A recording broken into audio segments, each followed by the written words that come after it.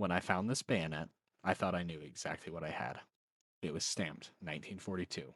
It looked like a fairly typical World War II U.S. bayonet, but after spending several evenings researching it, I realized there was much more to its story.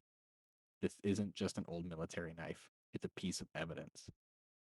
And if you know where to look, it tells the story of how the U.S. Army adapted one of its oldest weapons to meet the demands of modern warfare. Today, we're dusting off history. I'm Dustin, and this is Dusting Off History, where we uncover the hidden stories of historical objects. Whether they're found in antique stores, flea markets, or forgotten collections, every artifact has something to teach us. Let's see what this one has to say.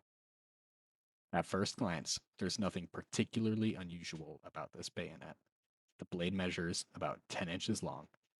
The handle has a familiar grip used by U.S. military bayonets, and the scabbard is marked US M7. But the real story begins here, right near the base of the blade.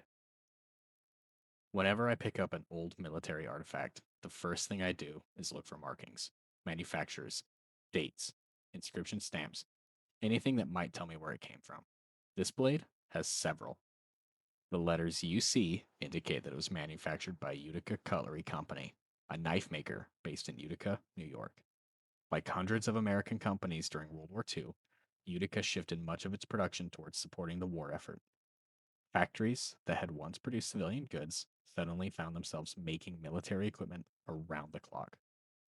Just below is the familiar flaming bomb, the accepted mark of the U.S. Army Ordnance Department. If a weapon passed inspection, it received this stamp. And finally, the date, 1942. America had entered World War II only months earlier. Factories across the country were expanding at an incredible pace, producing rifles, helmets, canteens, ammunition, aircraft, and bayonets like this one. There was only one detail that kept catching my eye, this groove running down the blade. It's called a fuller. Contrary to popular myth, this isn't a blood groove. Its purpose is much more practical. A fuller removes weight while maintaining much of the blade's strength, much like the shape of a steel I-beam. But something about this one looked odd. The fuller runs much farther than I expected for a 10-inch blade. That's when I started digging deeper. From everything that I've been able to research, this bayonet appears to have started life as something completely different, originally. It would have had a blade measuring around 16 inches long.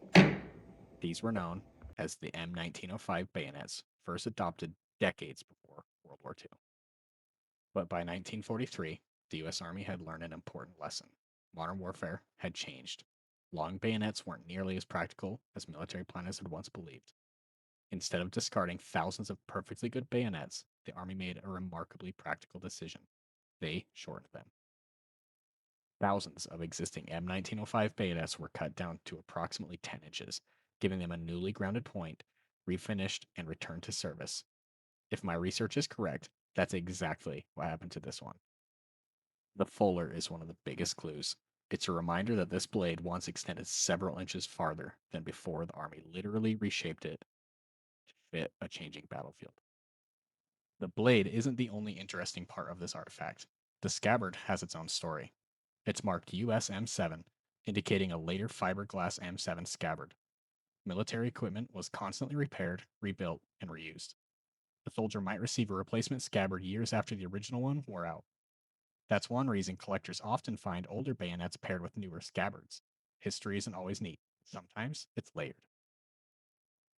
There's one thing I haven't been able to explain though. Just beneath the US M7 marking is a small symbol.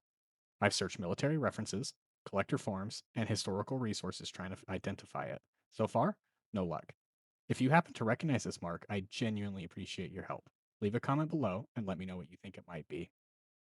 One of my favorite things about studying history is that there's always something new to learn, and sometimes the best answers come from people who have spent years studying these artifacts. This is one of the reasons I love historical objects. They're more than collectibles, they're physical records of decisions. Someone forged this blade in 1942, someone inspected it. Years later, someone shortened the blade because the military doctrine had changed. At some point, it was paired with a different scabbard. Every scratch, stamp, and every modification became another chapter in its story. And more than 80 years later, we're still able to read some of those chapters. History isn't always found behind museum glass. Sometimes it's sitting quietly on a shelf at an antique store, waiting for someone to ask a few questions. If you've enjoyed today's investigation, I'd love to have you join me for the next episode of Dustin Off History. And if you have any information about the mystery marking on the scabbard, be sure to leave a comment below. I'd love to solve that mystery together. Thanks for everyone watching, and I'll see you next time.